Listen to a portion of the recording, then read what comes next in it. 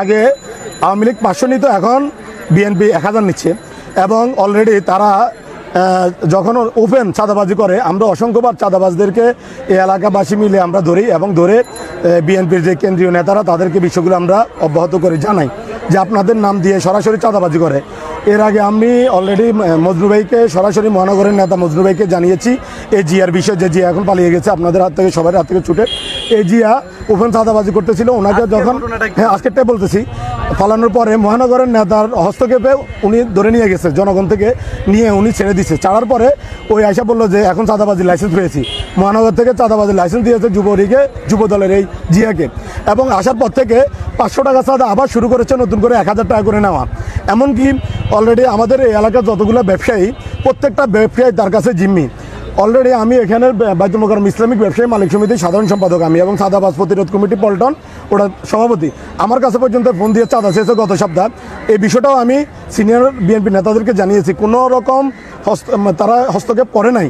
এমনকি আমি প্রশাসনের আজকে একটু আগে আমি শুনতে পেরেছি, আমি যখন আজকে অলরেডি আমি একটা দাওয়াতে গিয়েছিলাম, দাওয়াতে যাওয়া অবস্থায় এই এলাকার ব্যবসায়ীরা ফোন দিয়েছে যে ভাই আপনারা চাঁদাবাজ প্রতিরোধ কমিটির সভাপতি, আপনারা তো আমাদের কোনো কাজ আসতেছেন না, আজকে এই যে সাংবাদিকরা এসে চাঁদাবাজ ধরছে আপনারা কোথায়?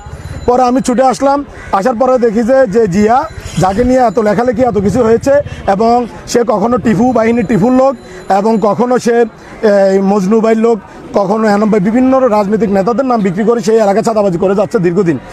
আমি গত সপ্তাহের ঘটনা, আপনাদের অনেক সাংবাদিকরা গত সপ্তাহ আসছিল, তখন তারা একটা ব্যাখ্যা দিয়েছে যে এই এলাকা সিটি কর্পোরেশনে থেকে তারা ইজারা আনছে, ইজারার জন্য তারা 1000 টাকা করে চাঁদা উঠাচ্ছে। আমি জানি না কোন দেশের চাঁদাবাজির জন্য সিটি কর্পোরেশনে ইজারা দেয়, এটা আমার জানা নাই। এটা আপনারা আশা করি সিটি কর্পোরেশন থেকে জেনে নেবেন কিসের ভিত্তিতে চাঁদাবাজি করার ইজারা দিয়েছে, এটা আমার জানা নাই। আমি জানি যে 48টা গাড়ি পার্কিংয়ের ইজারা দেওয়া হয়েছে।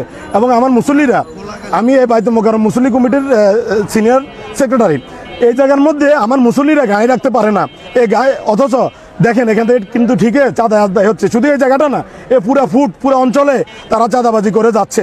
আপনারা যদি খোঁজখবর নিয়ে দেখেন তাহলে আপনারা আলাপ পাবেন। কেউ ভয়ে মুখ খোলেন, আপনি খবর নিয়ে দেখেন 50 জনটা জিজ্ঞাসা 10 জনে মুখ খুলবে, তাও যদি ক্যামেরা বন্ধ রাখেন, ক্যামেরা ওপেন রাখলে কেউ ভয়ে কথা বলে না, বলে ভাই রাজু ভাই জীবনের নিরাপত্তা আপনি দিবেন না, কারণ এদেরকে এখন চাঁদা দিব না, এরা আমাদের বাসা বাড়ির পর্যন্ত অ্যাড্রেস এদের কাছে আছে, বাসায় যে আমাদের হামলা করবে, আমাদেরকে মিথ্যা মামলা ঢুকে দিবে।